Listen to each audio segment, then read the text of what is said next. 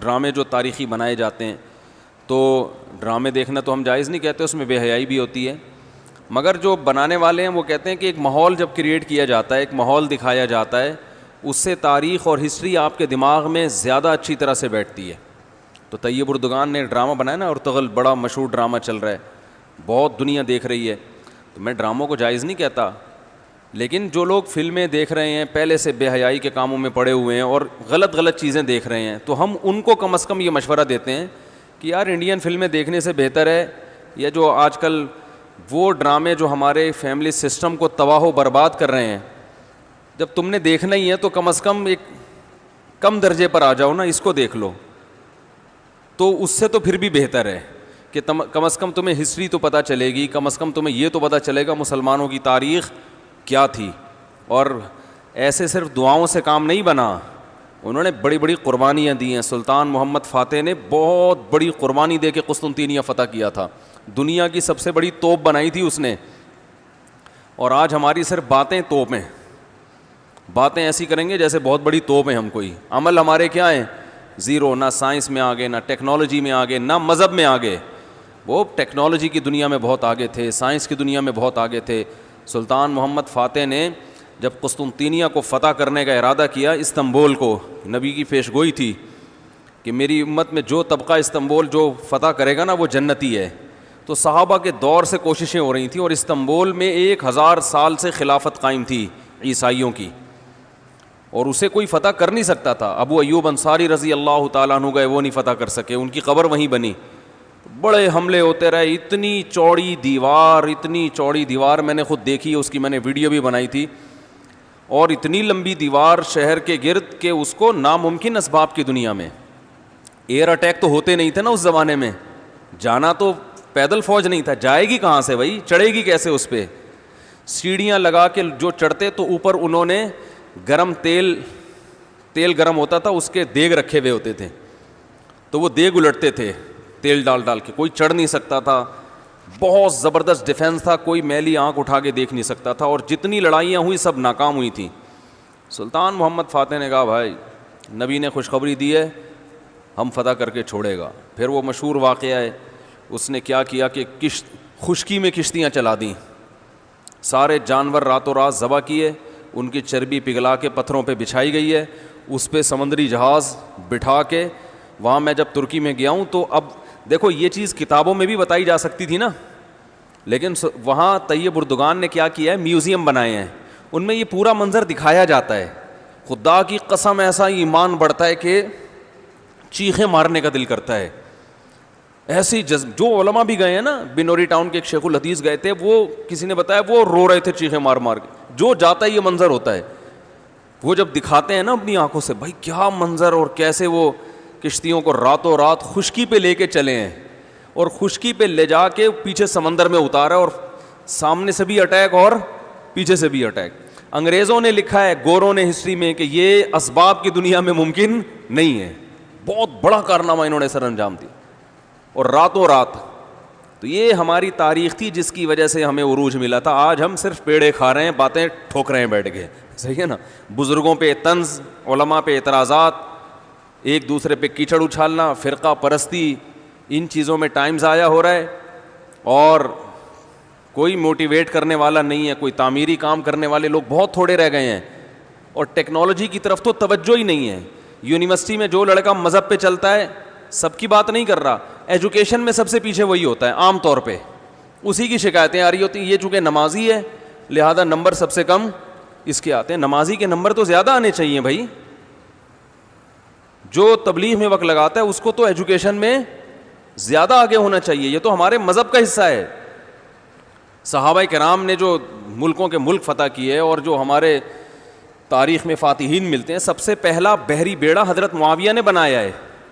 سمندر پہ سب سے بڑی فوج جو اس وقت اتاری ہے، وہ کس نے اتاری ہے؟ حضرت معاویہ رضی اللہ تعالیٰ عنہ نے، اور نبی نے پیشگوئیاں سنا دی تھی پہلے کہ سمندر کی لڑائی ہوگی، اس میں جو شہید ہوگا اسے میں جنت کی خوشخبری دیتا ہوں، اور آپ صلی اللہ علیہ وسلم نے سمندر میں شہید ہونے والے کو زیادہ بڑا شہادت کا درجہ عطا فرمایا۔ میں نے تو سمندری لڑائی کے فضائل پر احادیث جمع کی تھیں. ایک میرا بیان ٹوٹلی اسی پر ہوا تھا کہ سمندری لڑائی کتنی اہم ہے. نبی کو معلوم تھا میری امت سمندروں پہ بھی چلے گی. سمندر پہ چلنا ٹیکنالوجی کے بغیر ممکن ہے کیا؟ پھٹے لگا کے بیٹھ جاؤ گے اس پہ کہ ملاحوں کو بلاؤ گے یار تم مچھلیاں پکڑتے ہو دو چار پھٹے یہاں بھی, او بھائی لڑنا ہے اس پہ تو سامنے والا بھی لڑے گا. تو نبی صلی اللہ علیہ وسلم نے فرمایا جو سمندری لڑائی ہے, جو شخص سمندر پہ جہاد کرے گا اس کے جو چکر آئیں گے نا اس پہ بھی اللہ اس کو اجر دے گا. بڑی خوشخبری ہیں اس کے گناہوں کی معافی کی, کیونکہ آپ کو پتا تھا کہ امت جب تک سمندر پہ کو فتح نہیں کرے گی اور سمندر پہ سفر نہیں کرے گی یہ اس دنیا پہ حکومت نہیں کر سکتی. تو حضرت معاویہ نے جو پہلا بیڑا بنایا اس کے امیر کو امیر البحر کہتے تھے. بحر کہتے ہیں سمندر. یہ امیر البحر کی ٹرم یہ انگلش میں منتقل ہوئی ہے جس کو ایڈمرل کہا جاتا ہے. بہت ساری فوجی اصطلاحات اور سائنسی اصطلاحات عربی سے انگلش میں ٹرانسفر ہوئی ہیں, عربی سے انگلش میں گئی ہیں.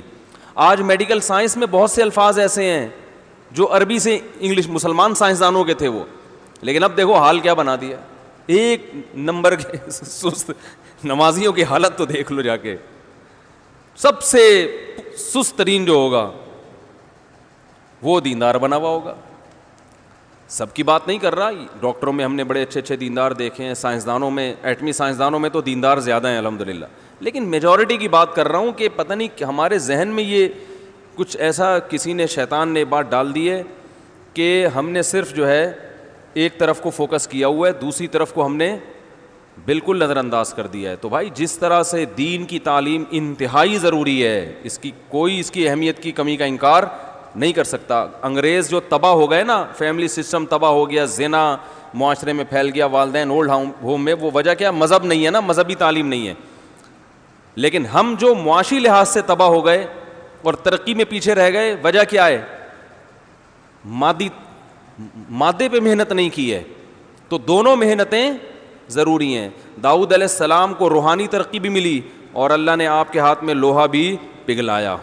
کیوں پگھلایا؟ تاکہ لڑیں, کیونکہ صرف نمازوں سے لڑائی ممکن نہیں ہے. ذکر کرتے تھے نا داؤد علیہ السلام, چاروں طرف سے پرندے جمع ہو جاتے تھے, ایسی خوبصورت آواز میں تلاوت کرتے تھے, ذکر کرتے تھے. وَالطَّيْرَ مَحْشُورَةً كُلٌّ لَهُ أَوَّابٌ, قرآن کہہ رہے پرندے, اور یا جبالُ أَوِّبِي مَعَهُ وَالطَّيْرُ, جب اللہ کا ذکر کر رہے ہیں پہاڑوں سے بھی لا الہ الا اللہ کی آوازیں آتی. یہ ذکر تھا, لڑنے کے لیے یہ نہیں ہے کہ اے داؤد ہم نے آپ کو ذکر بھی دیا اور آپ جو ہے روزے بھی رکھتے ہیں اور تہجد بھی پڑھتے ہیں, لہذا اب آپ کو تو اسلحہ بنانے کی ضرورت نہیں ہے, ویسے ہی فتح ہو جائے گی ایمان کی طاقت سے.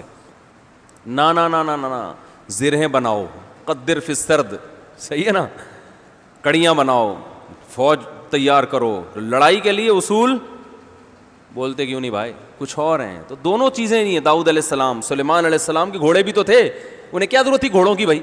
کہتے میں اللہ کا اتنا عبادت گزار ہوں, میں اسباب اور وسائل کیوں, میں مصلی بچھاؤں گا, دعا مانگوں گا, ملک فتح ہو جائے گا. او بھائی گھوڑے رکھے ہوئے ہیں, صحیح ہے نا. ان کو پیار کرتے تھے گھوڑوں کو, کیونکہ اس زمانے میں گھوڑا اور ٹینک برابر تھے, بلکہ ہوائی جہاز تھا گھوڑا اس زمانے میں, تو جنگیں گھوڑوں کے بغیر نہیں ہوتی تھی, گھوڑے تیار کیے ہوئے ہیں. تو لڑے ہیں وہ لوگ اور اسباب اور وسائل اختیار کیے ہیں. آج ہم پیڑے کھانے والی باتیں کرتے ہیں اور پیڑے کھا رہے ہیں بیٹھ کے, اور سمجھتے ہیں کہ بس یہ قرآن خوانیوں سے اور آیت کریمہ سے مسائل کیا ہو جائیں گے حل. تو یہ بھی ضروری ہے بھائی, وہ بھی ضروری ہے.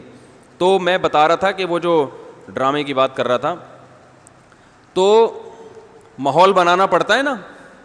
تو طیب اردگان نے کیا کیا کہ کیونکہ جو لبرل لوگ ہیں وہ ایسے ڈرامے, ایسی فلمیں بنا کے نا نوجوان نسل کا دماغ خراب کر دیا انہوں نے. اتنا دیکھو, اب محمد بن قاسم کو بھی لوگوں نے ڈاکو کہنا شروع کر دیا ہے, معاذ اللہ.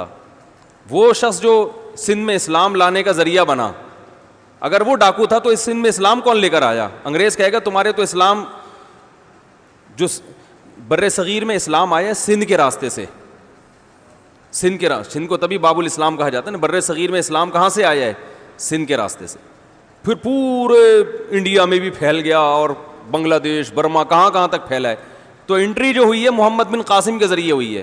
پروپیگنڈا دیکھو, وہ بھی چور, وہ بھی معاذ اللہ وہ بھی ڈاکو, محمود غزنوی بھی ڈاکو. وجہ کیا ہے؟ جس کے ہاتھ میں میڈیا ہوگا نا چلے گی اور سنی اسی کی جائے گی, آپ جو کچھ بنا کے پیش کر دیں. تو طیب اردگان نے کہا بھائی ان کو انہی کی زبان میں جواب دینا ہے. ناول لوگ نہیں پڑھتے, رسالے نہیں پڑھتے لوگ, تو نوجوان طبقہ فلمیں ڈرامے دیکھتا ہے. تو اس نے کہا ڈرامہ بناؤں گا, اور ایسا بنا کے دکھایا کہ آج رپورٹیں یہ آ رہی ہیں بہت سے غیر مسلم مسلمان ہو چکے ہیں. تو میں عام لوگوں کو وہ ڈرامہ دیکھنے کا مشورہ نہیں دیتا, اس میں عورتیں بھی ہیں اور کچھ کہا جاتا ہے, میں نے نہیں دیکھا وہ ڈرامہ, بے حیائی کے مناظر بھی ہیں, لیکن میں ان لوگوں کو جو غلط چیزیں دیکھ رہے ہیں ان سے کہتا ہوں یار کچھ دیکھنا ہی ہے تو پھر ادھر دیکھ لو, جو نہیں دیکھ رہے وہ کچھ بھی نہ دیکھیں, وہ پھر اس کے بعد پھر آگے بھی جائیں گے, وہ یہ دیکھ کے پھر وہ ان کو شوق پیدا ہوگا ذرا فلمیں بھی دیکھیں. اور جو نہیں دیکھ رہے وہ تو بچے رہے ہیں, جو دیکھ رہے ہیں تو بری چیزیں دیکھ رہے ہیں تو بھائی یہ دیکھ لو پھر, تو اس سے کم از کم ایک کریٹیو سوچ پیدا ہوگی تمہاری, اور کم از کم ایک تعمیری سوچ پیدا ہوگی, مسلمانوں کی ہسٹری کا تمہیں پتہ چلے گا. تو اردگان کی سوچ چونکہ یہ تھی اس لیے اس نے وہ کر دیا, اور اس سے بہت لوگ پریشان ہیں اس ڈرامے سے. یعنی اس سے جو اسلام دشمن قوتیں پوری دنیا میں پابندی لگانے کی کوشش میں لگی ہوئی ہیں. ابن تیمیہ رحمہ اللہ کا قول ہے نا, تمہیں باطل کی پہچان نہ ہو نا کہ حق کیا ہے اور باطل کیا ہے, تو دیکھ لو باطل کے تیروں کا رخ کس طرف ہے. سارے باطل جس کے پیچھے پڑے ہوئے ہو نا, سمجھ لو یہ کیا ہے, حق ہے, تو ان کو پتہ ہے اس کا اثر کیا پڑ رہا ہے.